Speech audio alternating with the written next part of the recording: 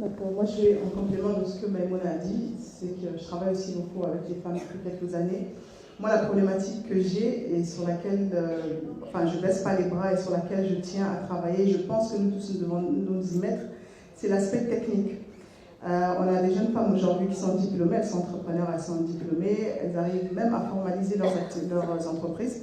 Donc, d'où les 36 femmes sur 100 entreprises qui se créent. Peut-être qu'il y a la prise de conscience qu'il faut avoir une activité, il faut la formaliser, il faut la structurer. Mais il manque l'aspect technique. On n'a pas assez d'aspect technique. Moi, j'ai participé à plusieurs jurys, dans plusieurs concours, et on se rend compte qu'effectivement, la femme, elle est sur la théorie.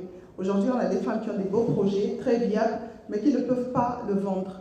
Parce que l'utilité de faire des formations, d'accompagner les femmes qui sont dans l'entrepreneuriat, c'est de pouvoir en faire demain des PME féminines compétitives, celles qui peuvent aller à l'export. Et de ce que je vois aujourd'hui, en grande majorité, on n'a pas encore aujourd'hui des femmes qui peuvent se mettre devant les investisseurs, devant les banquiers, pour pouvoir défendre leurs projets sur l'aspect technique. Parce que moi, sur l'aspect commercial, je peux dire ce que je gagne sur un produit, je peux dire qui sont mes clients et tout ça, mais techniquement, est-ce que je suis capable de faire une projection sur 5 ans, ce que me demande un investisseur qui va mettre de l'argent sur mon projet? Est-ce qu'elles sont capables de le faire? Beaucoup ne sont pas nombreuses. Est-ce qu'elles sont capables d'interpréter leurs chiffres? Nombreuses ne le savent pas. Est-ce qu'elles ont les bonnes bases, juste les bases simples en comptabilité, en analyse financière, en trésorerie prévisionnelle? Donc ça, c'est des choses, c'est l'étape à laquelle on doit passer. Je sais qu'il y a 4 ans, il n'y avait pas toutes ces formations qu'il y a aujourd'hui, il n'y avait pas beaucoup de conférences comme ça,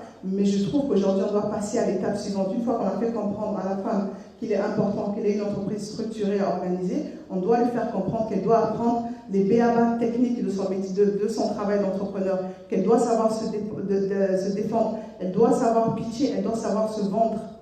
Et ça, c'est tant qu'on n'aura pas dépassé cette étape-là, on n'aura pas des PME compétitives. On aura des PME, mais qui seront limite dans l'informel. Alors que le but de sortir de l'informel, c'est d'aller à l'étape suivante.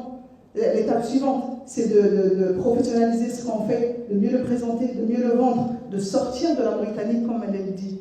Parce qu'on est nombreux, il y a beaucoup de femmes, mais combien exportent leurs produits hors de la Mauritanie?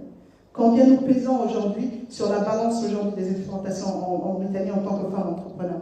Je n'ai pas les chiffres, mais de ma connaissance, quand même, j'ai travaillé pendant 15 ans dans le domaine bancaire, et je sais que c'est un portefeuille de 1000 clients, je n'avais même pas 10% de femmes.